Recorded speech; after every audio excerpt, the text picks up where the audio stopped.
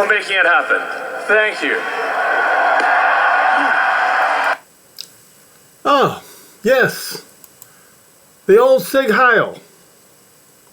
The Nazi salute. What on earth was that all about, Elon? Well,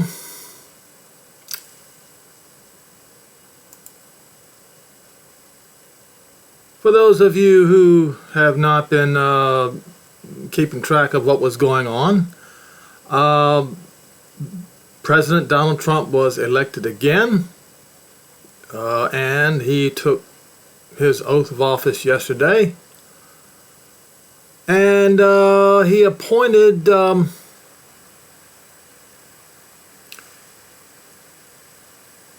Musk and the Indian fellow to be head of the Department of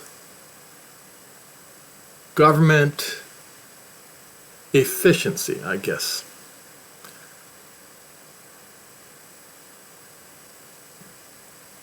And so he goes and throws up a Sig Heil.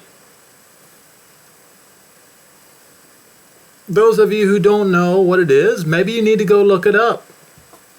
It's the old Nazi salute. Some people will say, oh, that's just Elon. That's not really a Nazi salute. It's kind of like saying that the Iron Cross that a certain wrestler used to wear in the ring was not the same Iron Cross that the Nazis used.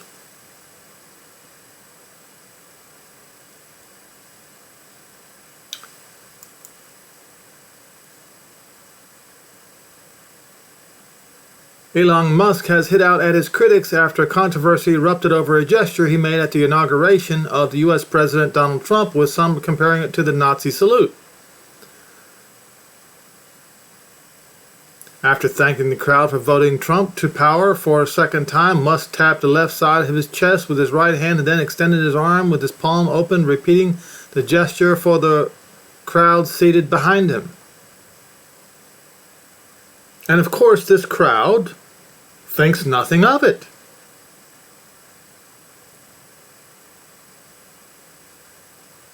Doesn't get it. Now they say, oh, you don't understand that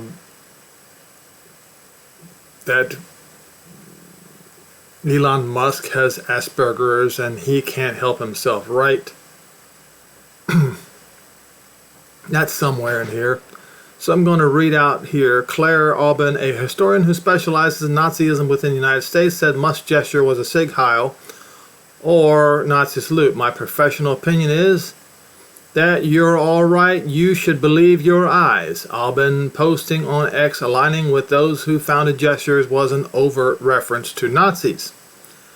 But Musk later posted on X saying that his opponents needed better dirty tricks, that everyone is Hitler attack is so tired. Musk also made several statements in recent weeks in support of Germany's far-right AfD party and British anti-immigration party Reform UK. Now, folks, I hope that you folks have been watching my videos, and I have pointed out many times in Daniel 2 that it explains very carefully that in the last days the kingdom of iron with the 10 toes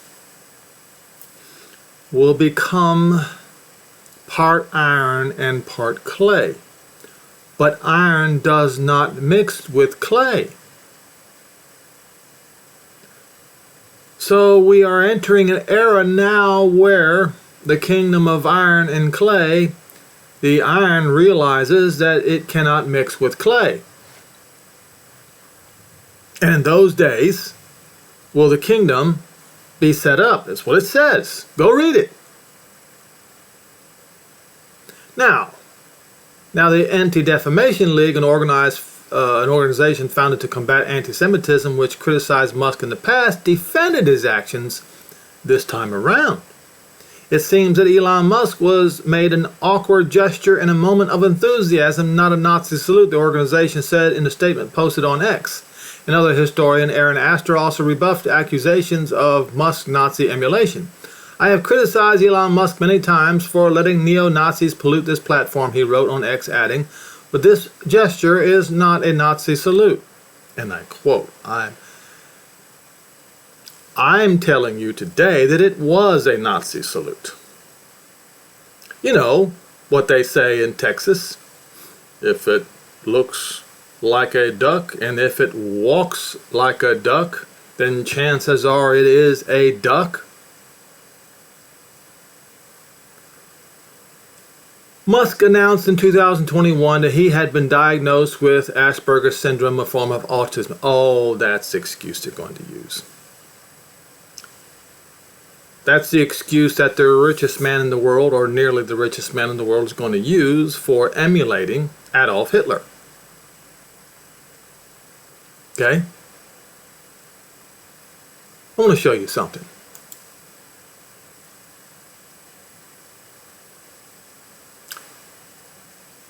Psychopathography of Adolf Hitler. This is on Wikipedia. Hitler is often associated with mental disorders such as bipolar disorder, schizophrenia, and psychopathy during his lifetime and after his death. Now, I'm not going to continue to read it. Let me ask you a question. Did that excuse him of his crimes? No. We all will say no, it did not. Now you got all of a sudden people asking, is it possible that Adolf Hitler had Asperger's syndrome? Yes, despite what many would like to believe for their own personal reasons, Adolf Hitler likely had what was once known as Asperger's syndrome. And those of you who study, you will know where the term Asperger's syndrome came from. It was a German man during the Nazi era. That's right. Who was diagnosing children by a syndrome that he called that are called by his own name, Asperger. This was the Nazi separation of people.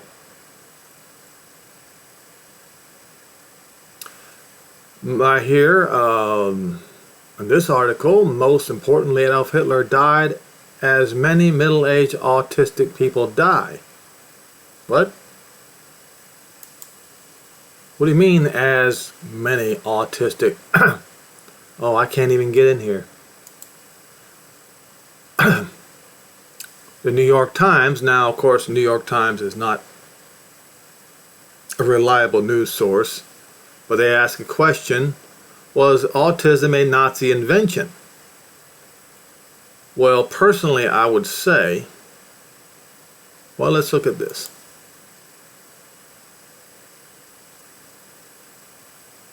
Oh, come on.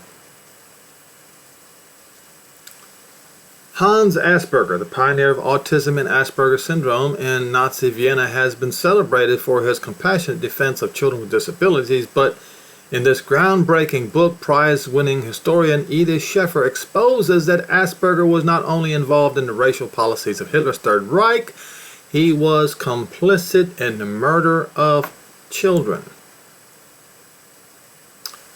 Now, as I pointed out, if you might not be aware, he separated some with Asperger's syndrome from other children with Asperger's syndrome to be sent off to die. Now, and yes, Adolf Hitler likely had Asperger's syndrome, as they say.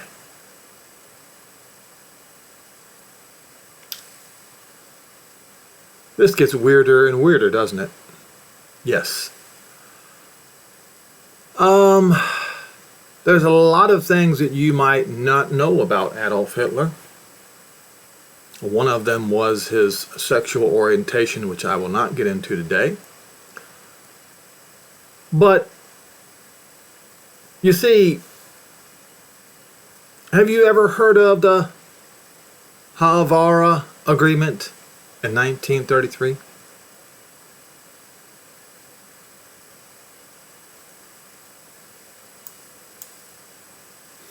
It was signed between Nazi Germany and Zionist organizations. The agreement allowed the Jewish agency to supervise the transfer of German Jews to, as they say, incorrectly, Palestine.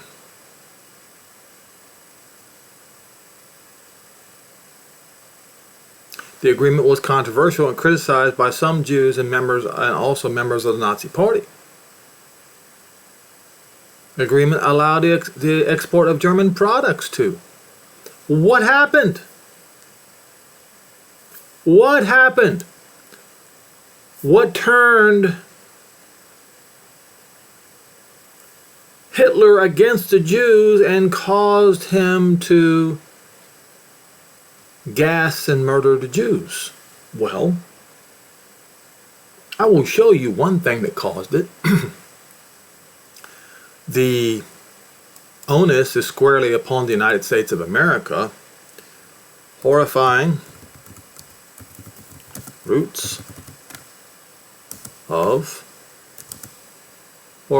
American roots,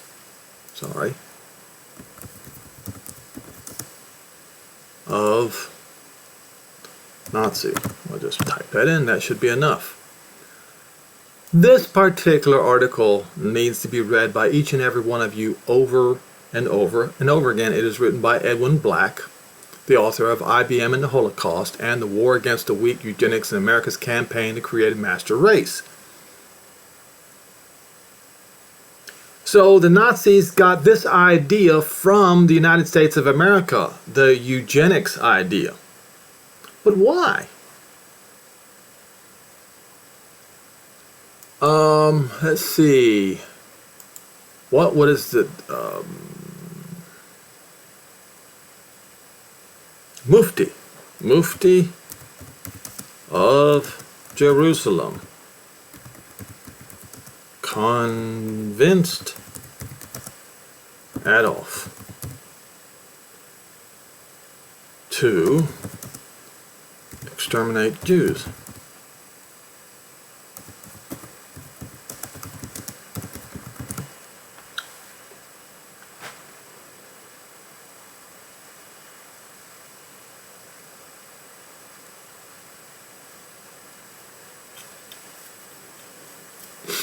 Trying to figure out which one. I'm going to go with the Times of Israel, since some of these publications cannot be trusted. Full official record what the Mufti said to Hitler. The Arabs were Germans' natural friends. Haj Amin al-Husseini told the Nazi leader in 1941 because they had the same enemies, namely the English, the Jews, and the communists.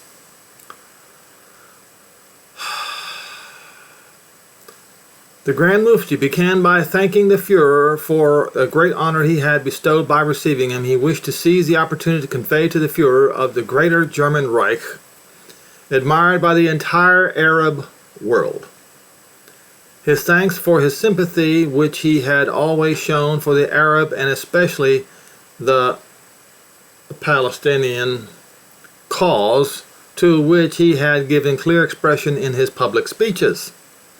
The Arab countries were firmly convinced that Germany would win the war and that the Arab cause would then prosper. The Arabs were Germany's natural friends because they had the same enemies as had Germany, namely the English, the Jews, and the communists. Therefore, they were prepared to cooperate with Germany with all of their hearts and stood ready to participate in the war, not only negatively, but by the commission of acts and sabotage and the instigation of revolutions, but also positively by the formation of an Arab League.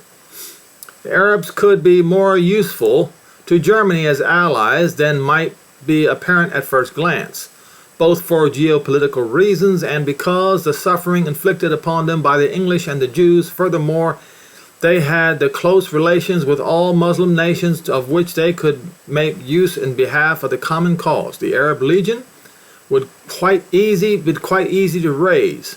An appeal by the Mufti to the Arab countries and the prisoners of Arab, Algerian, Tunisian, and Moroccan nationality in Germany would produce a great number of volunteers eager to fight. Of Germany's victory, the Arab world was firmly convinced, not only because the Reich possessed a large army, brave soldiers, and military leaders of genius, but also because the Almighty could never award a victory to an unjust cause.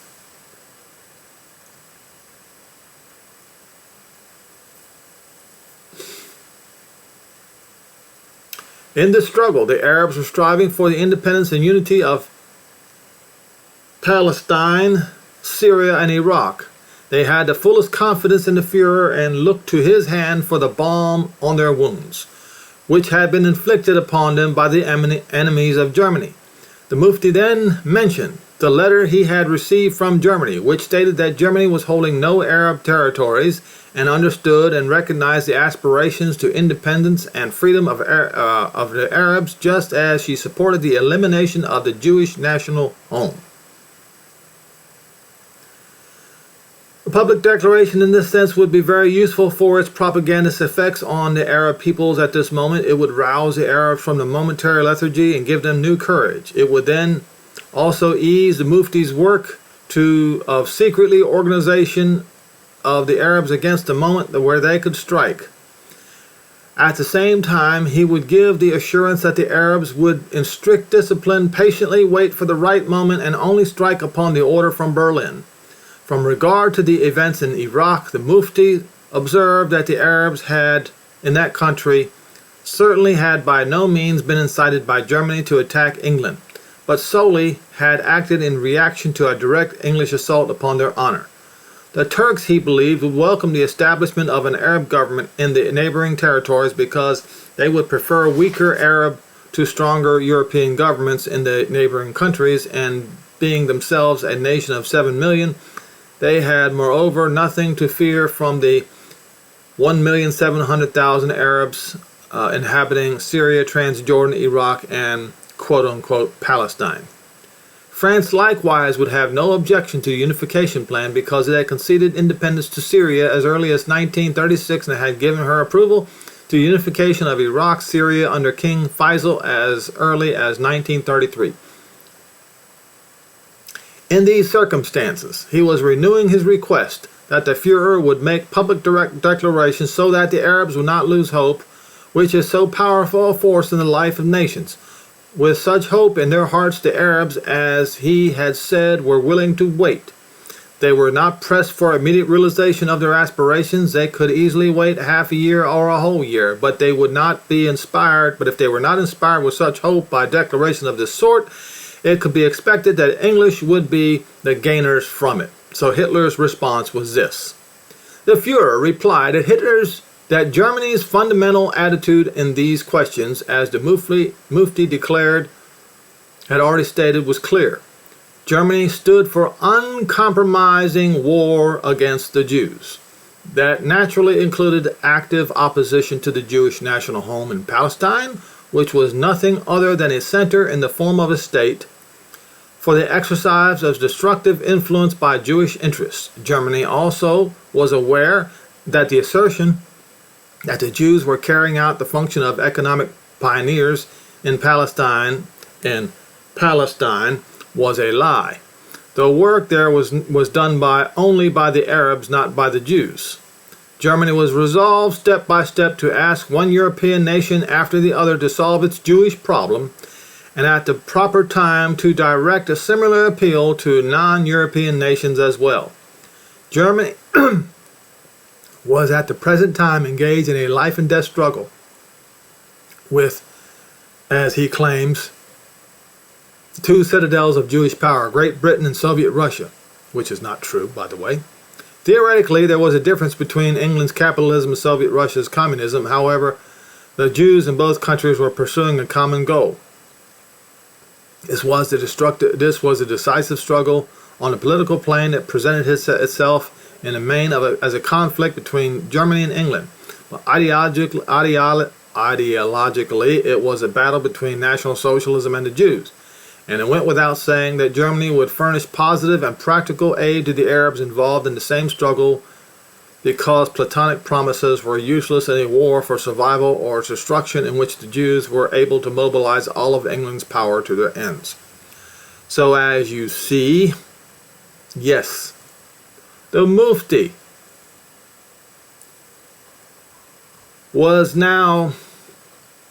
had now convinced Hitler that instead of transporting the Jews to the Holy Land to fight a war of extermination against the Jews. This is proof right here. A lot of words, but it's still proof.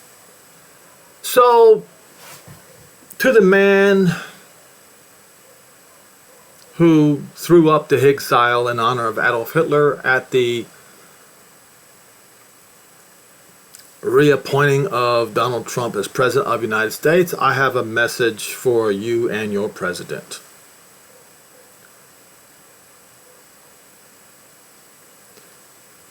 You must read the words of the prophets. There is going to be a time, three and a half years of no rain upon the whole earth, with the exception of Israel, of course. And in that time, you absolutely must transport on your own dime all Israel to the Holy Land. That means all Jews and all Zionists. And I'm not talking about Christian Zionists, because Christian Zionists, the reason why they claim to be Zionists is because they want to bring the end quicker so that the so-called Antichrist that they're going to fight against is revealed. And of course, that Antichrist that they want to be revealed is none other than Yehoshua, the Savior of Israel. So, those are not real Zionists. I'm talking about real Zionists and all Jews. So I'm going to go to the words of the prophets. There's coming a day that the song will be sung in the land of Yehuda. We have a strong city. Salvation will be set for walls and bulwarks.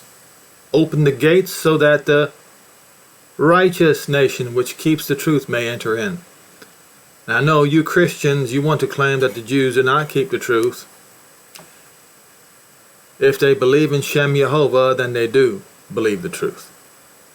You Christians, you do not believe in Shem Yehovah.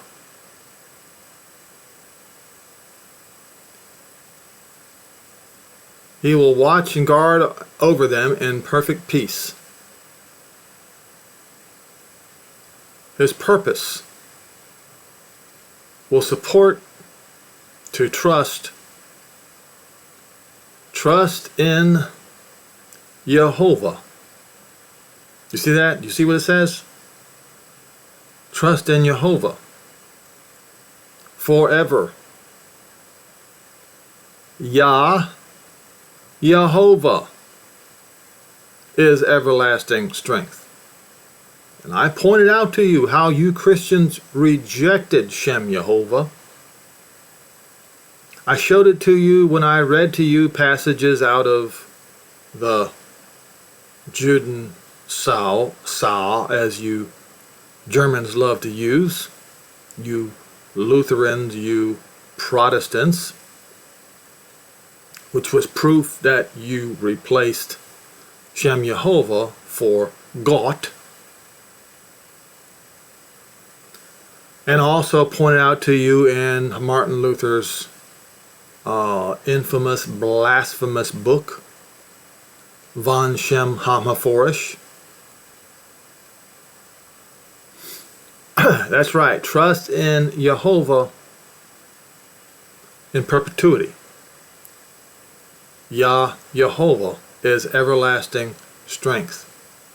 He brings down them that dwell on high. The greatest cities he will lay them low. He lays it low to the ground, and he will bring it to nothing but dust. The foot that treads down the feet of the poor, and the steps of the needy. The way of the righteous, upright, most straight, makes level the path of the righteous. In the way of your judgments, Jehovah, have we waited for you. The desire of our soul is to your name and to the remembrance of you. My soul has desired the night. Yes, the Ruach within me diligently seeks early for your judgment upon the earth, and the inhabitants of the world will learn righteousness. Let favor, or it says not let favor, but beseech. All right. To bend or in kindness with inferior, but to bestow or implore. So in this case it means to implore or beseech. The wicked not learn righteousness in the land of uprightness, because they acted wrongfully and did not behold the majesty of Jehovah.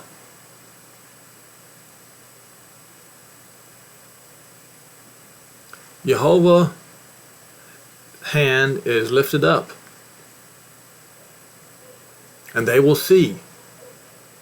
They will see and behold, and they will be ashamed because of their envy at the people, because of their envy of the Jews.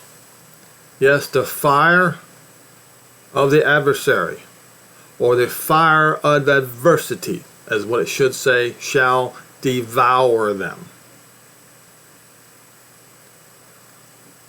Jehovah will ordain peace for us. You will make all your works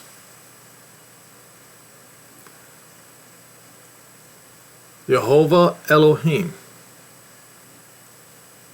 Adon,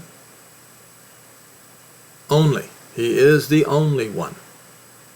You see what King James Version did? Well, I corrected it. Jehovah Elohim, Adon, is the only one. Will rule over us. Remember his name. Remember does not say we will make mention of it. No, it says remember. You see that? See that? Zakar means remember his name.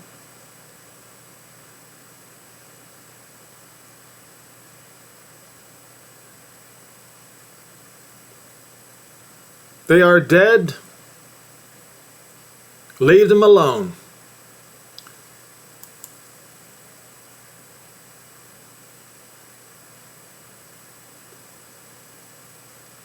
Like a ghost.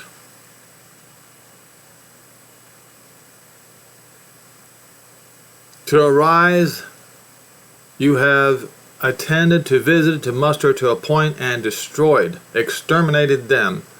Make all of their memory to perish. Why would he do that? Because they tried to exterminate the Jews. You have increased the nation. Jehovah, you have increased the nation. You are glorified. You have removed it unto all the ends of the earth. Jehovah in trouble. They've visited you. They have poured out a prayer when your chasing was upon them. So this is talking about here that the people of Israel increased when they were scattered over the ends of the earth. And then they called out to him while they were in these lands.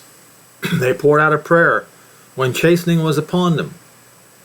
Like as a woman with child draws near at the time of her delivery is in pain and cries out in her pangs, facing Jehovah. We have been with child, we have been in pain. And it seemed like we just begat wind. We have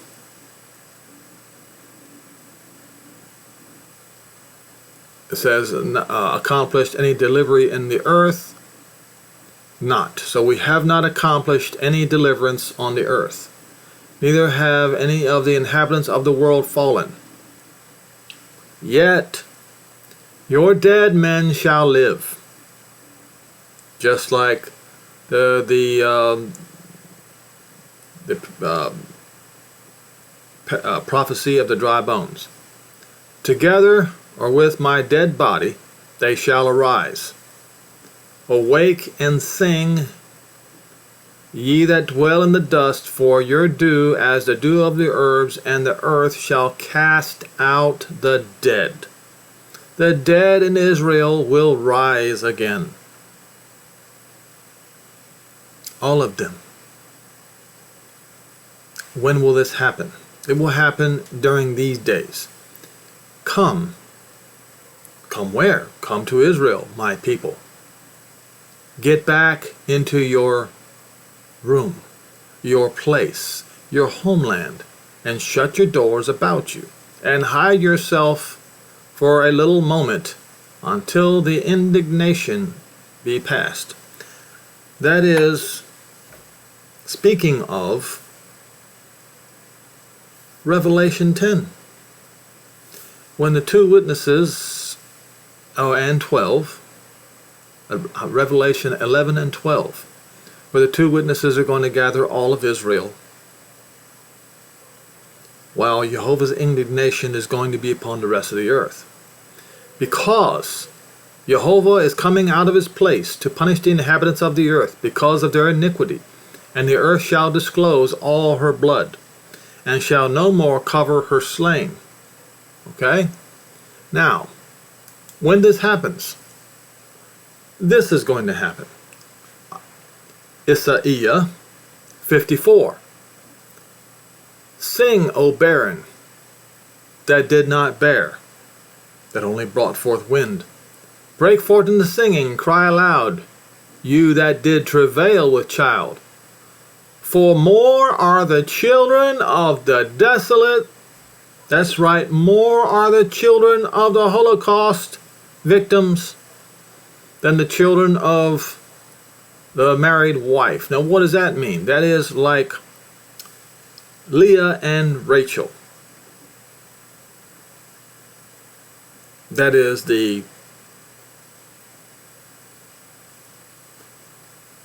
if you get the drift. Enlarge the place of your tent. And today the Christians call the Jews the children of Hagar.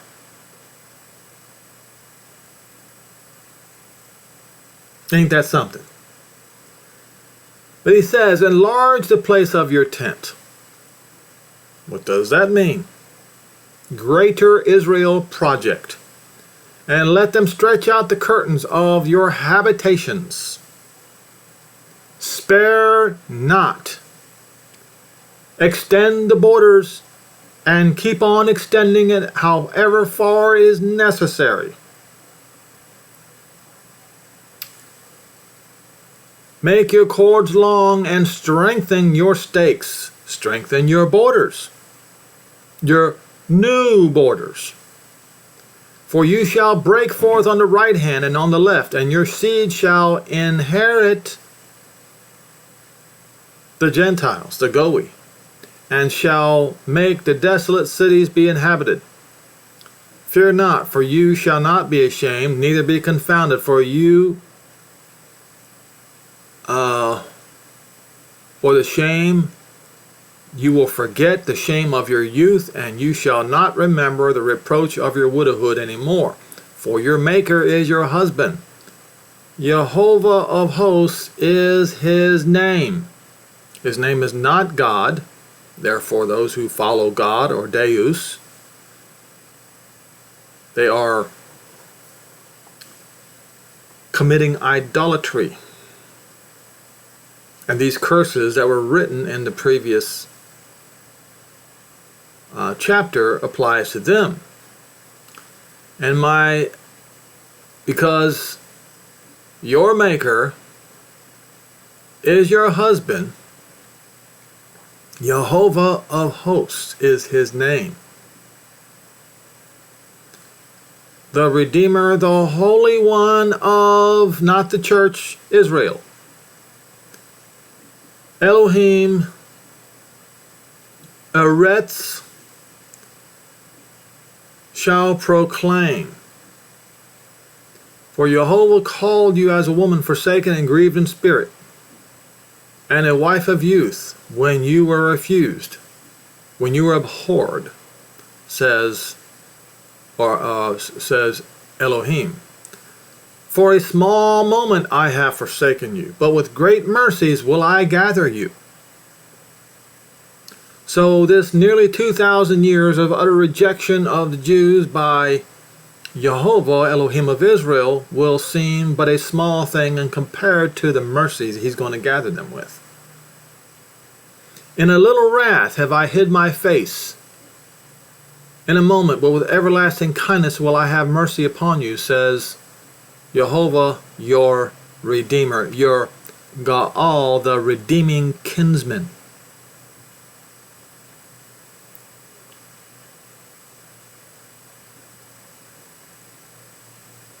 For just as all the waters of Noah, I swore that the waters of Noah would no more go cover the entire earth, so have I sworn that I would no more be angry with you nor rebuke you any more.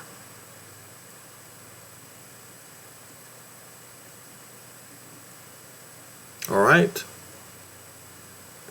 Verse 13, all your children shall be taught the name Jehovah, and great shall be the peace of your children. In righteousness shall you be established, and you shall be far from your oppressor. You shall not fear from terror, and none of that will come near you any more. Behold, they shall surely gather together, the Gentiles will, but not by me. Whosoever shall gather together against you shall fall for your sake. Yes, that's exactly right. Now, for the last, I think it's going to be the last one, we will go to, well, just little Revelation 11. This is coming, folks. There's nothing you can do to stop it. All of the pomp and circumstance, all of the beauty, all of the advancements in technology is all going to be destroyed. Every bit of it. Until it turns to dust. And there was given unto me a reed like a rod, and the messenger stood, and this is Yochanan speaking, before the temple was destroyed. The messenger stood, saying, rise and measure the temple of Jehovah, and the altar of them that worship therein. No, his name was never changed to God. But the court which is outside the temple, leave out and measure it not, for it is given unto the Gentiles, and the holy city shall they tread down underfoot 42 months. And they did. Vespasian did it with his son Titus.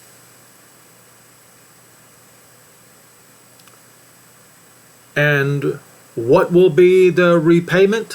What will be the retribution? And first, what exactly? Well, they scattered all the Jews. They killed a bunch of them.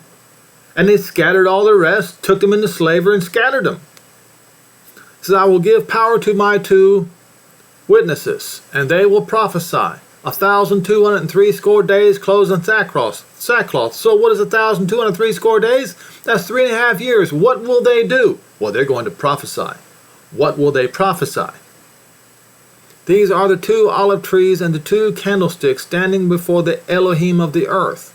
If any man will hurt them, fire proceeds out of their mouth and devours their enemies. Well, those of you who are Bible scholars, you know that this is the power of Eliah the prophet. He says the words, if I be a man of Jehovah, let fire come down and devour you and your 50. And if any man will hurt them, he must be in this manner be killed. These have the power to shut the sky.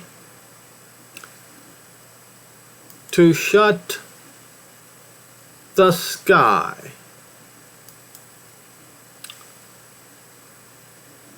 That it rain not in the days of their prophecy. What are the days of their prophecy? 1,260 days, aka 3.5 years. You think that the fires in California are bad?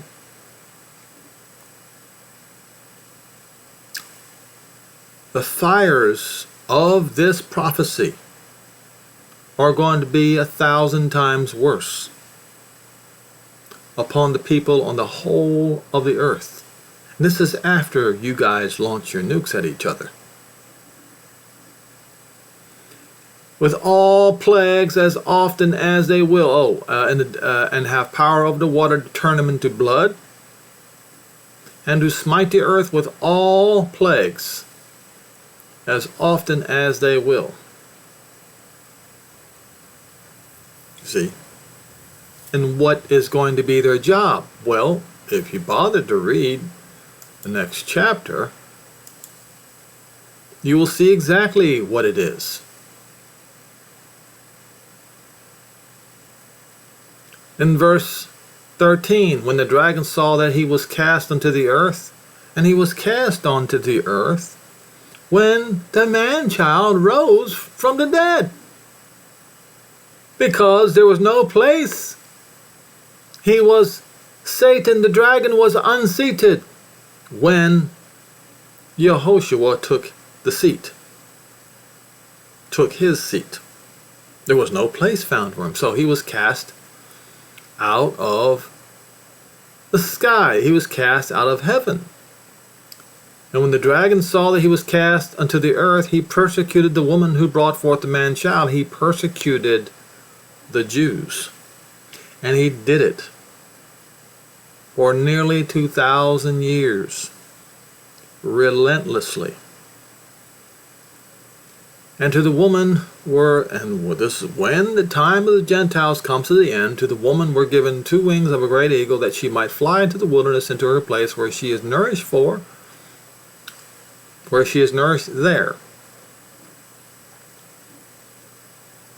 A time and season and a half.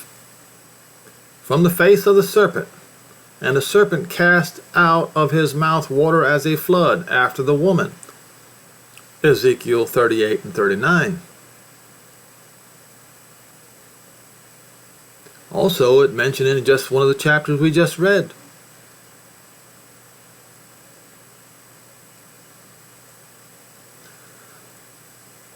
And the earth helped the woman, and the earth opened her mouth. That's the great earthquake of Ezekiel 38 and 39. And swallowed up the flood, which the dragon cast out of his mouth. And the dragon was wroth with the woman, and went to make war with the remnant of her seed. How did they do that?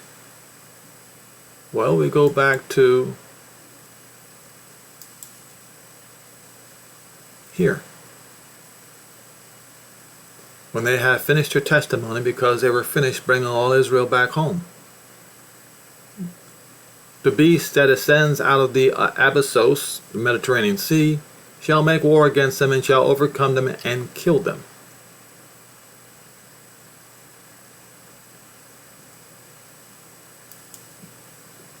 Why? Because they kept the commandment of Jehovah and had the testimony of Yehoshua Moshiach.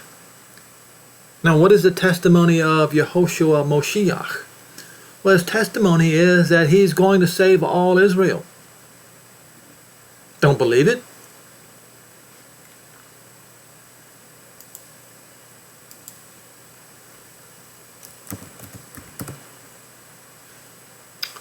We will first go to Luke.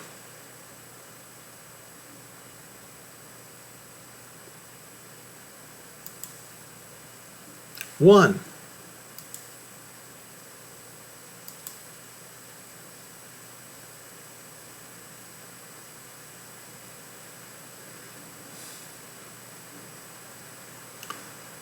Verse 31, and behold, you shall conceive in your womb, not shall conceive, you have conceived in your womb, and bring forth a son, and you shall call his name not Jesus, but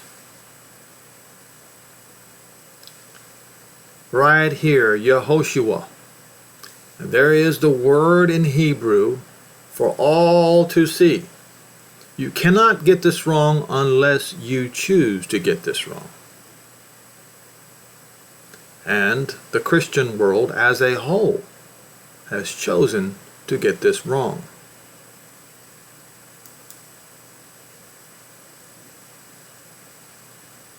And he shall be great, and he shall be called the Son of the Highest, and Jehovah Elohim, not Lord God, shall give unto him the throne of his father David, and he shall reign over the house of Israel. This is the testimony of Yehoshua. You want more proof?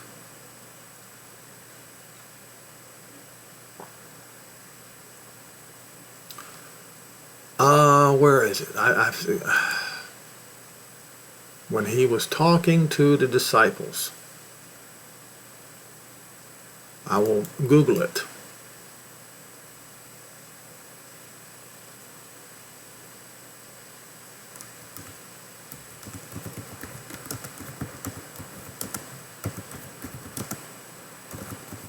The 12 tribes of what's this here? 12 tribes. Alright. Look how they say Jesus. Okay, so we'll go to Matityahu, not Matthew, 19 verse 28.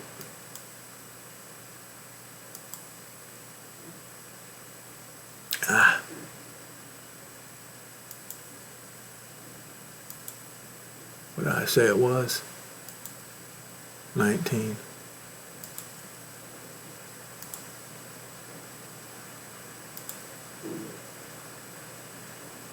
$28.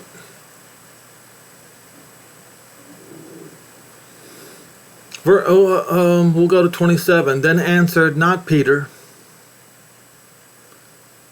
Not Peter. It's Cephas. Cephas was his name. And said unto him, behold, we have forsaken all and followed you. What shall we have therefore? And not Jesus, but we just saw, his name is Yehoshua.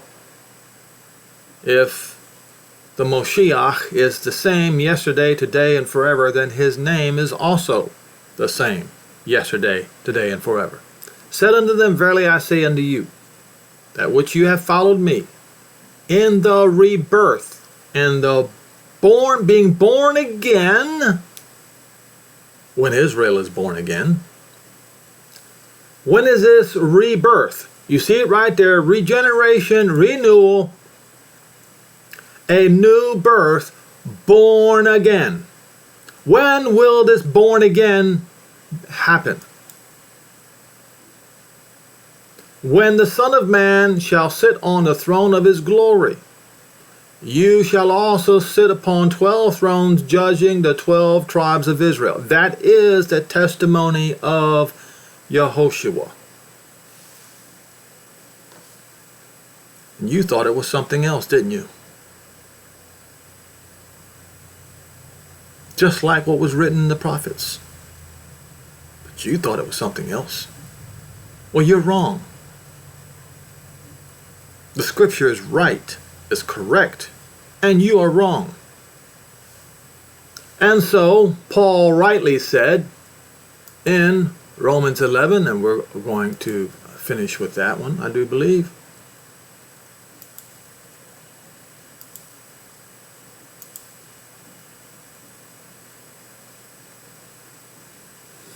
Verse 25, for I would not, brethren, talking to the Romans, that you should be ignorant of this mystery, lest you should be wise in your own conceits, that partial blindness happened to Israel, until the fullness of the Gentiles, or the time of the Gentiles, comes to the full. And so all Israel shall be saved, because it is written, there shall come out of Zion the deliverer, who will turn away unrighteousness from Jacob, because this is my covenant testimony, the whole 9 yards, with them, when I shall take away their sins. That's also the testimony of Yehoshua. Concerning the glad tidings to Zion, there's no such thing as a gospel. Gospel is made up. They might be enemies of the Romans, but concerning the election, they are beloved for Jacob's sake, because the gifts and calling of Jehovah cannot be changed. So, that's the testimony of Yehoshua. So I ask you, or so I tell you, that 2 men who have the testimony of Yehoshua and keep the commandments of Jehovah are going to bring a plague of no rain upon the earth. And the whole earth will become like California, with the wind blowing and the fires. And the Gentiles will be forced to bring all Israel back home.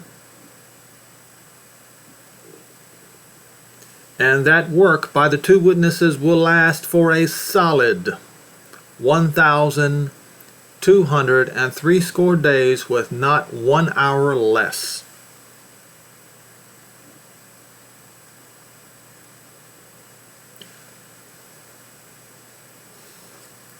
I don't care how great the nations think they are. They can be brought down to nothing in a moment. And you Sig Heil swinging, Asperger having, Hitler wannabes are going to find out. And hopefully you will find out soon.